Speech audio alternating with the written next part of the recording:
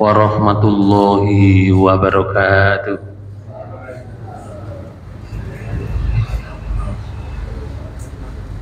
Bismillahirrahmanirrahim. Alhamdulillahirabbil alamin.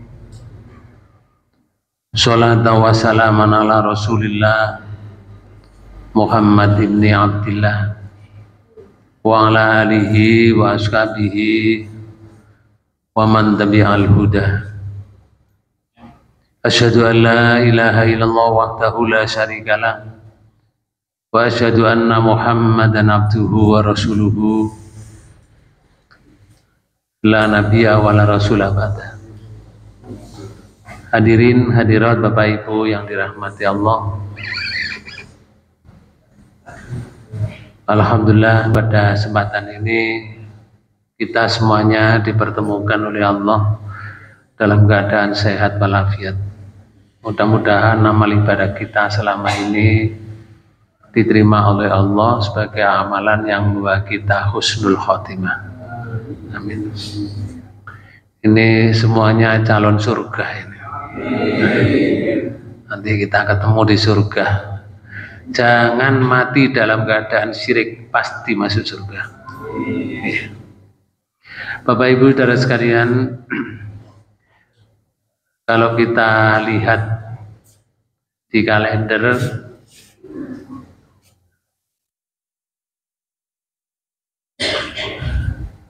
tanggalan itu menunjukkan tanggal 29, 30,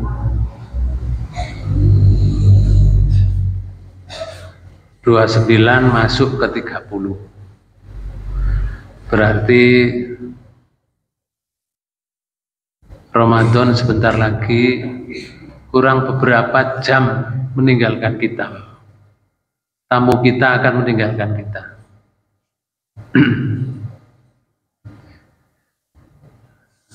Ada hadis riwayat Bukhari, Rasulullah menyatakan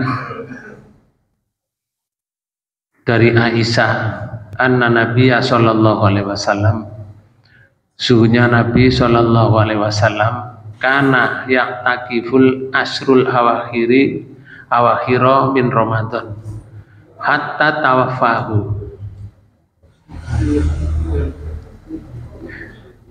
hatta tawafahullah summa takafa azwajuhu min ba'dihi. Hadis ini diriwayatkan oleh Bukhari. Rasulullah itu kalau sudah bulan Ramadan di akhir-akhir tanggal 21 sampai tanggal sekarang ini sampai berakhir nanti, itu beliau membiasakan atau kebiasaannya iktikaf banyak di masjid setelah sampai wafat beliau, sampai diwafatkan oleh Allah, sampai diwafatkan. Lalu istri-istri beliau beriktikaf setelah beliau wafat. Jadi amalan yang diajarkan oleh tamu kita Ramadan itu Pak Bu, itu jadi pembelajaran untuk kita. Jadi bentuk iktikaf itu tidak hanya di bulan Ramadan saja, di luar bulan Ramadan pun sering-sering beriktikaf di masjid. Artinya beribadah, membaca Quran, bersolawat, zikir dan yang lain, dan sholat utamanya. Itu dibiasakan oleh istrinya sampai istrinya wafat. Kemudian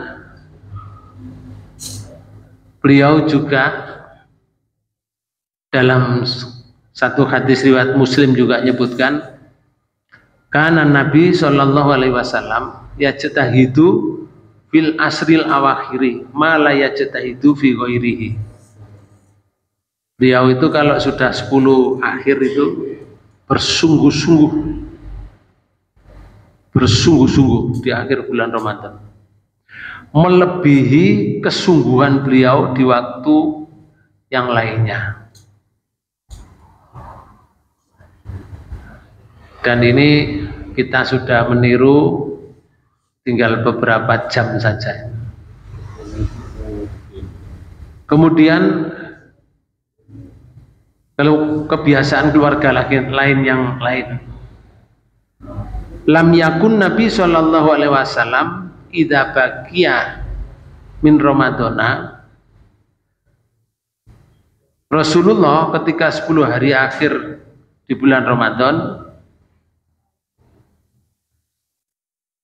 beliau tidak pernah membiarkan anggota keluarganya maksudnya, yang mampu untuk melakukan sholat malam, tidak membiarkan anggota keluarganya yang mampu sholat malam di 10 hari yang akhir. Asrotun ayam yada'u ahadan min ahlihi yati kul qiyama illa aqoma.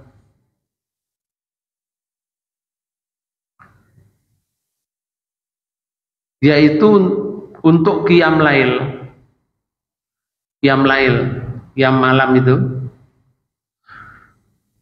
itu tidak pernah yang mampu untuk melakukan, tidak pernah ditinggalkan. Beliau selalu mengajak mereka untuk bangun dan sholat malam. Bapak dan Ibu saudara sekalian, ini juga pelajaran untuk kita. Maka jangan segan-segan Bapak Ibu untuk melanjutkan agar keluarga kita ini bisa ketemu lagi besok.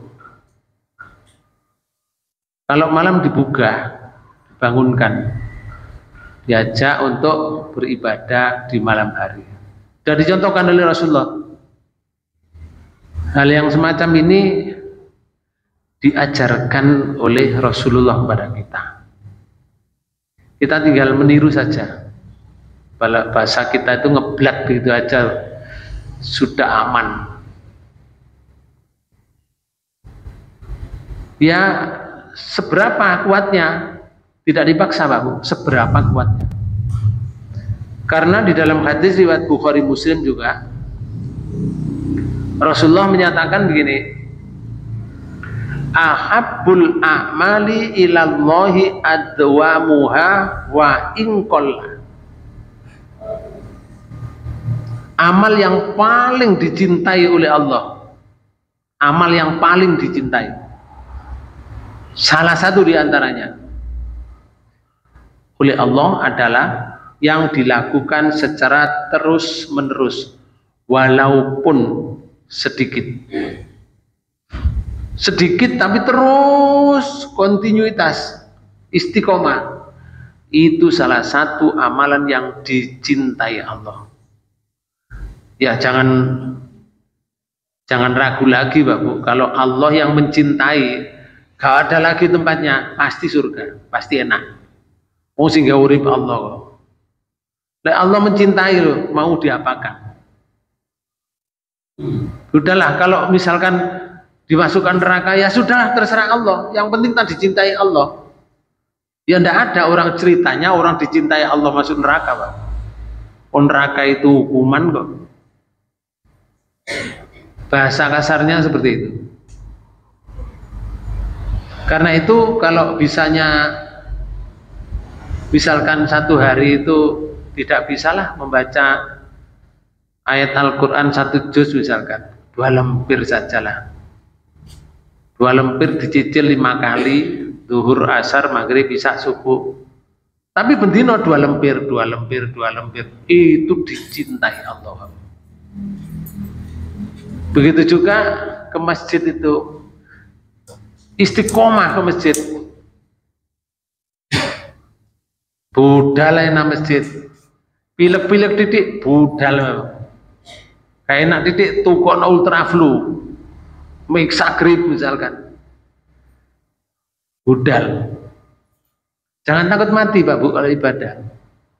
Kalau mati nok masjid api, sedang ibadah, ketimbang waktu ngocut ngene mati. Ayo keblake mbek waktu ngocut mati. Ada enggak? Ada. Di hotel sedang membawa istrinya orang, dia membawa istrinya tetangga, mati loh. Ada, karena mati itu tidak ada pemberitahuan. Ada enggak?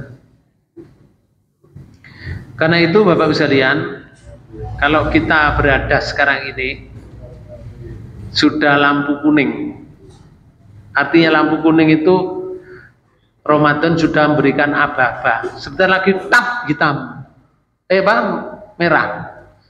Merah, sudah tidak akan ketemu Ramadan lagi yang sekarang ini. Tidak akan pernah ketemu sampai hari kiamat. Baru ketemu di hari kiamat nanti. Ramadan yang sekarang ini sebentar lagi kurang beberapa jam meninggalkan kita seret. Setelah itu tidak akan bertemu lagi selama-lamanya. Ya nanti kalau diberi umur panjang bisa ketemu Ramadan yang lain. Ramadan yang lain nanti kalau bisa diberi umur panjang. Ramadan yang akan datang atau Ramadan yang lain itu bukan Ramadan ini. Ramadan ini sudah mau pamit, ibarat tamu yang kita muliakan itu mau pamit. Sungguh Ramadan akan pulang meninggalkan kita. Namun masih di antara sholat kita ini tidak bertambah khusyuk ada. Kalah dengan ingatan kepada kebutuhan lebaran, kebutuhan yang lain. Masih kalah dengan itu. Kekhusyukan kita ini hilang kadang-kadang. Padahal sekali dipamiti gitu. Bisa jadi masih banyak di antara kita yang tidak sungguh-sungguh mohon ampun pada Allah. Karena masih disibukkan dengan THR, disibukkan dengan segala perlengkapan lebaran dan seterusnya. Persiapan nanti kalau lebaran kemana, buat rencana yang matang begitu. Ngelencer kemana, terus harus makan di warung mana gitu. Nginep di hotel mana. Tidak memikirkan biaya, berapa itu jumlah biayanya. Padahal di Ramadan kadang-kadang Ramadan itu dibiarkan sendirian, Pak. Dibiarkan oleh kita sendirian, tidak dilayani. Artinya apa? Kedatangan tamu Ramadan itu kadang-kadang kita tidak melayaninya. Hampir-hampir seluruh waktu siang malam itu tidak banyak kita pakai untuk berbuat kebaikan kepada tamu Ramadan ini. Dan sepertinya kita masih dikalahkan oleh kesibukan. Dengan kesibukan-kesibukan yang tidak pernah habis. Sibuk itu, sibuk dengan yang lain. Bisa jadi hanya sedikit sekali yang rajin bersedekah. Ada, tapi sedikit sekali. Karena khawatir tidak cukup ongkos untuk pulang kampung, tidak cukup kebutuhan lebaran untuk mengisi lebaran, sehingga sedikit sekali yang dipakai di dalam sedekah, rajin sedekah untuk tamu itu. Khawatir nanti nggak cukup, kalau pulang nanti habis kalau dipakai sedekah terus. Ada yang berpikiran begitu. Padahal Ramadan akan pulang ini. Sepertinya dia juga bertamu kali ini bagaikan tamu yang tidak diharapkan kedatangannya. Seakan-akan begitu.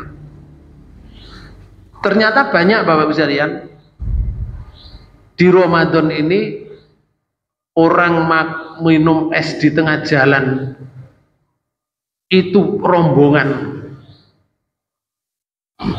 rokokan di pinggir jalan dengan mancing itu banyak sekali, tidak sedikit di Ramadan. Dan ini tamunya sudah akan pulang. Bisa jadi ketika Ramadan pulang nanti hampir tidak ada yang menyesal di antara kita. Bisa jadi, Bapak.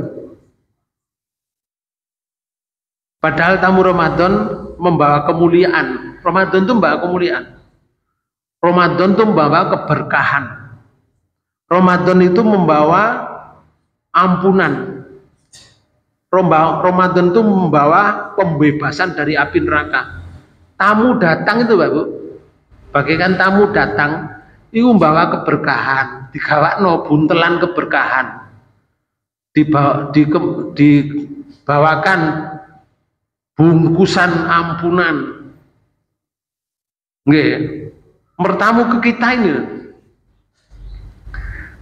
dibawakan bingkisan pembebasan dari api neraka. Ini Ramadan akan pulang bentar lagi. Ada yang tidak di antara kita itu tidak ada yang tidak menyesal. Saya tanya Bapak Ibu, kira-kira kalau ditinggal Ramadan menyesal apa gembira atau senang begitu? Panjenengan ditinggal Ramadan itu senang apa menyesal? Temenan. Ya. Soalnya faktain apa? Bendino tanggalan itu dibukai ya. Wis tanggal piro ngono. Padahal wis dipampang lho tanggalane. Wis ketok aku. Dibukai ya tanggal piro wisan. Arep-arep aku. Maksudnya itu kapan dang entek. Ngoten lho. Ramadan diharapkan dang entek ngoten lho. Padahal itu loh bekal yang dibawa ini banyak oleh Ramadan. Yang diberikan pada kita ampunan, berkah, kemuliaan yang tiada tandingnya. Satu malam saja di Ramadan itu kalau kita ibadah itu sama dengan diberi kemuliaan oleh Allah, nilainya lebih baik dari 1000 bulan. Kalau orang itu sedang membaca alif lam mim, kode muning ini alif lam mim, alif lam mim, alif lam mim sampai 83 tahun lebih, gak leren-leren, tidak pernah berhenti. Kalau tepat 10 hari yang akhir ini. Nah tinggal sehari besok. Ya barangkali besok. Tapi kalau menurut hadis Bapak Ibu sekalian, Rasulullah memberikan patokan, carilah di malam-malam yang ganjil. Nanti saya sebutkan. Bapak dan Ibu saudara sekalian, nah kita ini tidak seharusnya ketika Ramadan pulang dalam keadaan penuh kesia-siaan. Ramadan pulang kita sia-sia, Bapak, tidak mendapatkan keberkahannya, tidak mendapatkan kemuliaannya, tidak mendapatkan keampunannya, tidak dijauhkan dari api neraka. Keberkahan Ramadan ini kalau Ramadan pulang kembali lagi kita terus tidak mendapatkan ini, kita tidak mengharapkan itu. Kita dalam kelalaian. Kalau sudah begini kelalaiannya sudah jauh, Pak. Sudah mau pulang, Pak. Tidak merasa rugi sedikit pun, padahal kerugiannya itu dibanding dengan harta yang dimilikinya, harta yang dipunyainya atau harta yang dicarinya mulai dari kecil, Pak, sampai mati. Itu tidak ada bandingnya dengan berkah yang dibawa oleh Ramadan tadi. Sulit untuk mendapat predikat takwa yang dijanjikan. Sulit untuk mendapati ampunan yang berlimpah ruah. Sulit. Sulit untuk bisa meraih keutamaan yang sabar. Lebih-lebih meraih kemuliaan tadi dibanding dengan 1000 bulan. Kalau kita ibadah tepat di malam itu, sulit untuk didapatkan. Kalau sudah ditinggal, percayalah Bapak Ibu sekalian, Ramadan tahun ini yang kita dipertemukan oleh Allah belum tentu untuk Ramadan yang akan datang kita akan ketemu. Sudah seharusnya kita menyesal karena telah menelantarkan beberapa hari yang sudah kelewat. Namun masih ada kesempatan ini. Di penghujung Ramadan ini, masihkah ada di antara kita yang mau sungguh-sungguh tinggal beberapa jam untuk amal soleh, memperbanyak membaca Al-Quran, menuntaskan bacaannya, bersedekah, dan mengejar yang ketinggalan? Masih ada nggak di antara kita? Mari kita gunakan waktu yang tinggal sedikit ini, yang kita hitung harinya, karena sebentar lagi kita akan ditinggal, selamat tinggal oleh Ramadan. Ingat Bapak Ibu sekalian, bekas yang ditinggalkan oleh pembelajaran yang ditinggalkan oleh Ramadan itu tidak harus kita sia-siakan. Kita laksanakan 11 bulan yang akan datang. Salah satu di antaranya ada hadis yang menyatakan begini: majtama'a qaumun fi baitin min buyutillah yatluna kitaballah wa yatadarasunahu bainahum illa nazalat alaihimus sakinah wa ghasyiyatuhumur rahmah wa khafathumul malaikatu wa dzakarahumullahu fi man indahu. Kalau diterjemahkan begini, dalam ini hadis riwayat Bukhari, riwayat Muslim, Rasulullah menyatakan tidaklah berkumpul sebuah kaum di suatu rumah Allah seperti ini rumah Allah. Kalau ada kaum berkumpul di rumah Allah seperti ini, lalu mereka membaca kitab, membaca Al-Quran, kemudian dijelaskan isinya, diajak untuk berbuat baik sesuai dengan perintah Quran tadi dan hadis Rasulullah.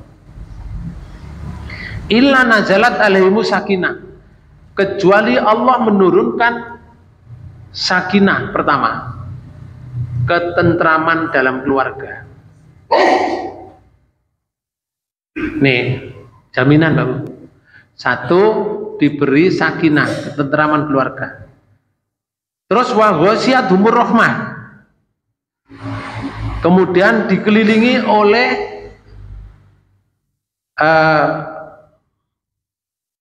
malaikat. Wa khafathumul malaikatu, dikelilingi oleh malaikat. Jadi pertama diberi sakinah, dua diberi rahmat, yang ketiga dikelilingi oleh malaikat dengan mengatupkan sayapnya begini. Dalam rangka apa? Wa dzakarahumullah, dalam rangka memintakan ampun kepada Allah. Kemudian yang keempat, wa dzakarahumullah fi man indahu, dan Allah menyebut orang-orang yang mau belajar yang diajarkan oleh Ramadan tadi, kesungguhannya diteruskan di bulan setelah Ramadan. Disebut oleh Allah nama-nama orang yang mau belajar di rumah Allah itu disebutkan di hadapan makhluk di sisi Allah. Di sisi Allah itu semua malaikat. Si fulan, si fulan, si fulan, si fulan, si fulan disebutkan. Orang ini telah mengabdi kepadaku, orang ini telah beribadah kepadaku. Sebutkan satu persatu, Bang. Itu adalah sebuah kenikmatan yang dikabarkan oleh Rasulullah dalam hadis riwayat Muslim. Kemudian apa saja kira-kira yang harus dilakukan setelah bulan Ramadan? Kalau Ramadan nanti meninggalkan kita, yang pertama Bapak sekalian, memperbanyak membaca Al-Quran. Yang pertama, seperti tadi. Kemudian yang kedua,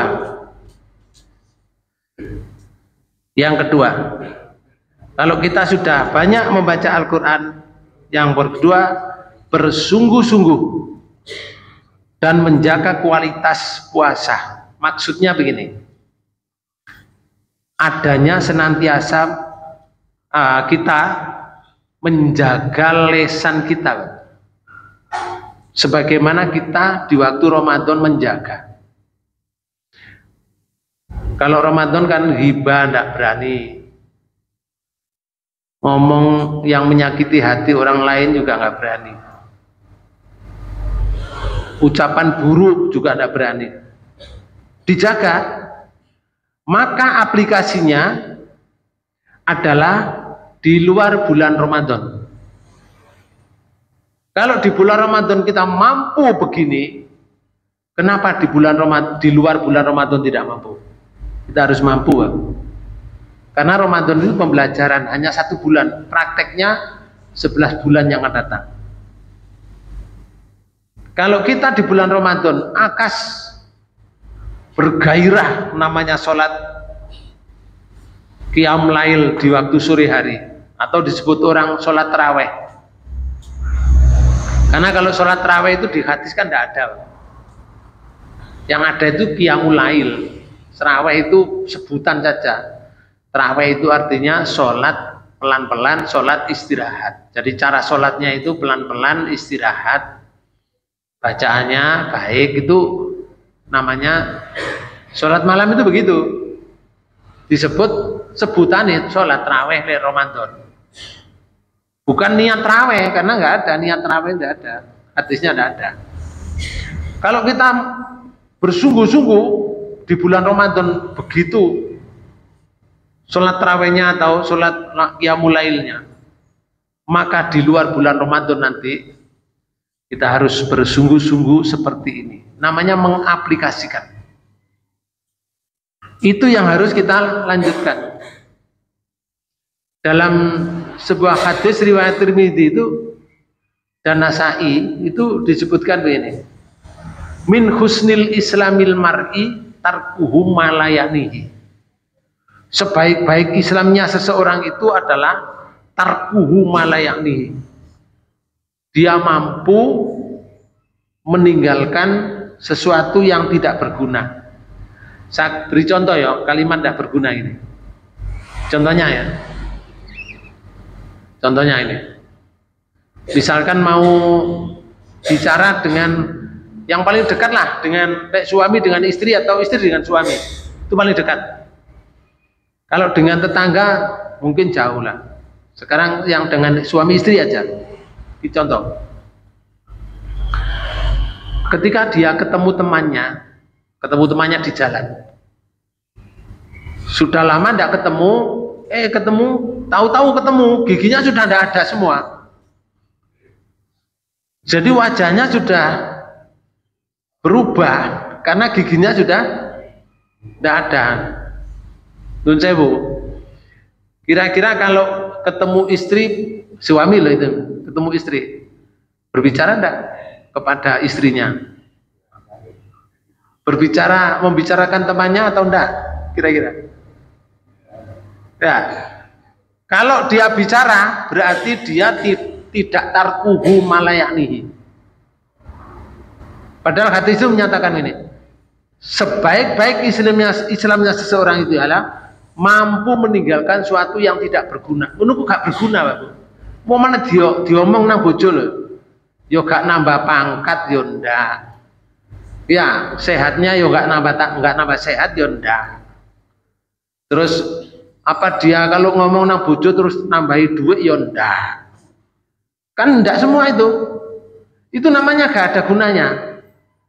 Kalau ndak ada guna, dia tidak berbicara dengan orang lain atau dengan orang yang paling dekat.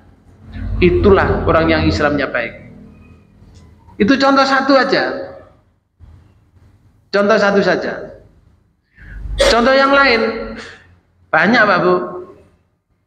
Contoh yang lain. Ya pokoknya sesuatu yang tidak berguna.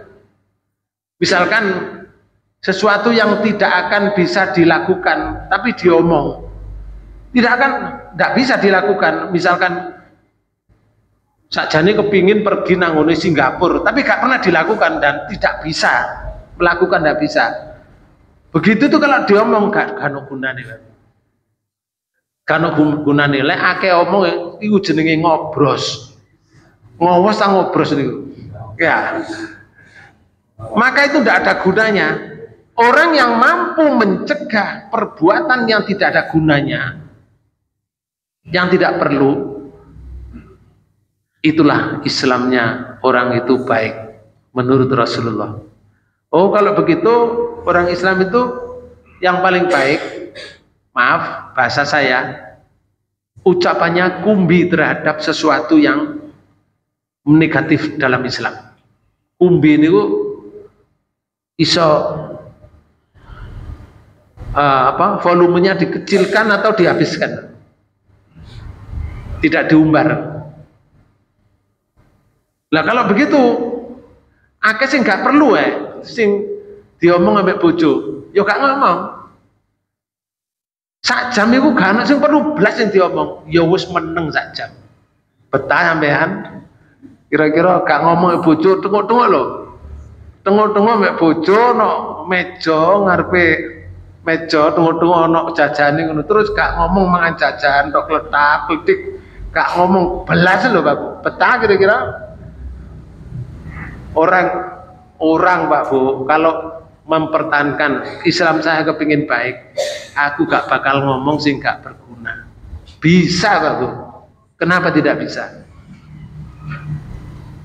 Bisa. Oleh karena itu Rasulullah pernah bersabda dalam hadis riwayat Bukhari dan Abu Dawud, barang siapa yang tidak meninggalkan ucapan dan perbuatan buruk, maka Allah tidak butuh terhadap puasanya yang hanya meninggalkan makan dan minum saja. Gak butuh. Gak butuh gitu. Lek gak iso ninggalno ucapan yang buruk. Hadis riwayat Bukhari, riwayat riwayat Abu Daud dan Ahmad. Oleh karena itu Bapak-Ibu sekalian, prinsipnya orang yang mukmin tadi, prinsipnya kalau dalam hadis riwayat Tirmidzi disebutkan gini, layas ba'al mu'minun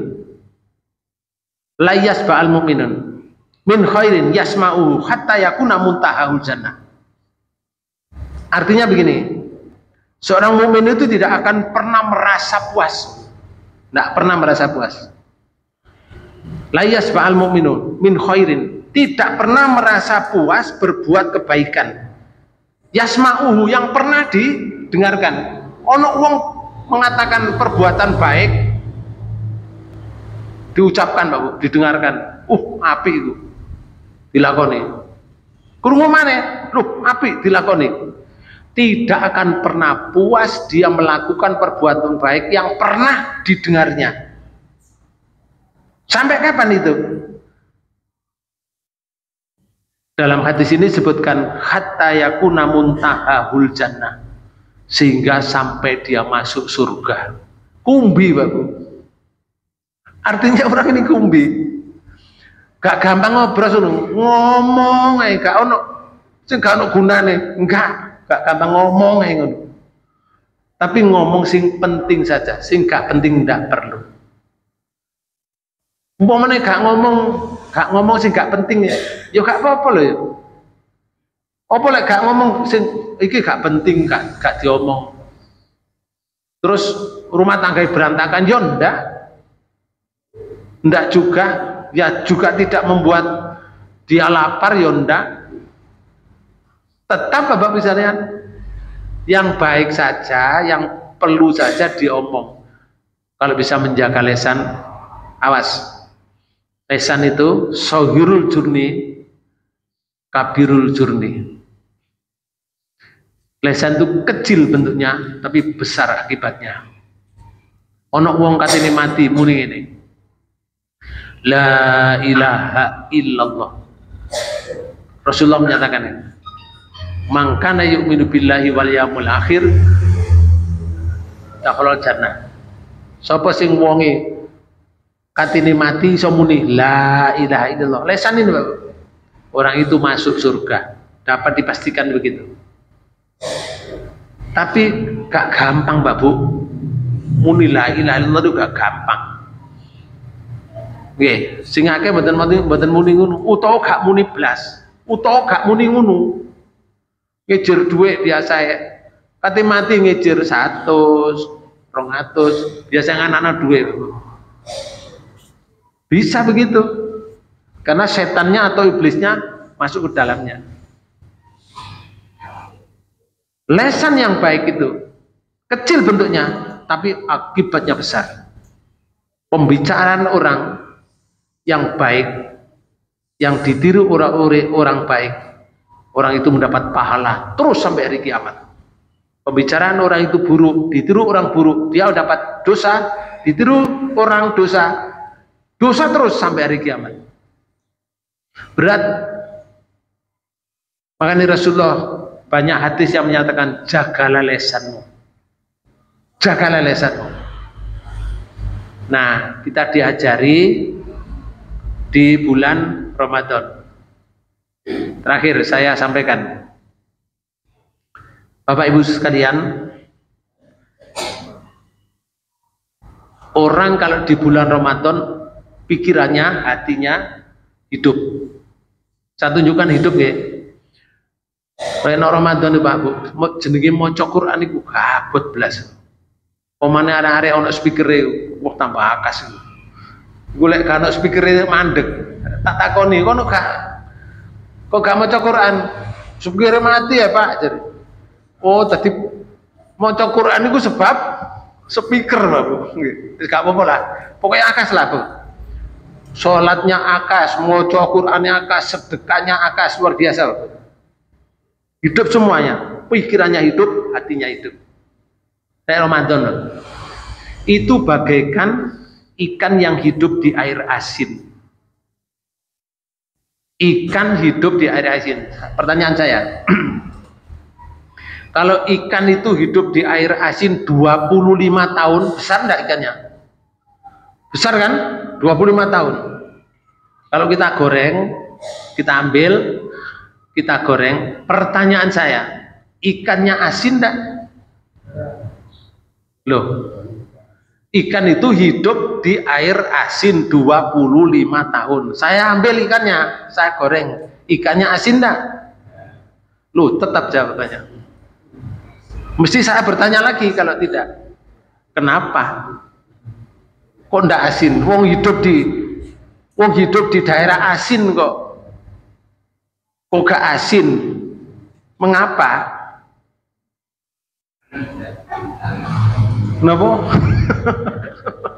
Amin gak iso. Kok gak dikai garam, ngurip mbek garam kok gak dikai garam ya apa sampean iki?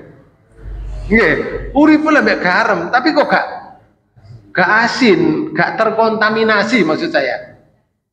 Nggih. Kok ikannya lho gak asin, padahal urip 20 tahun. Pertanyaannya, jawabannya apa? Lah ini baru. Karena ikannya hidup. Baru ikan yang asin itu bisa asin rasanya. Itu kalau ikannya mati, Bapak. Ikan yang mati itu lek dikei garam jadi asin, nek dikei gula. Nggih, dikei putra wali jadi pahit, Bapak. Karena mati. Hati itu, Pak Bu, kalau hidup orang yang hatinya hidup, panjang ngertos. Quran tak mengatakan ini. Alladzina amanu wa tatmainnu qulubuhum bidzikrillah. Yaitu orang-orang yang beriman, hati mereka menjadi tentram dengan mengingat Allah. Diulangi kali Allah ini. Ala bidzikrillahi tatmainnul qulub. Ingatlah, dengan mengingat Allah hati menjadi tentram. Bapak Ibu sekalian, kalau kita banyak mengingat Allah, berarti hati kita menjadi tentram, menjadi ingat, karena ingat tadi. Cuma bisanya tentram, bisanya ingat ini rupane di bulan Ramadan. Ada?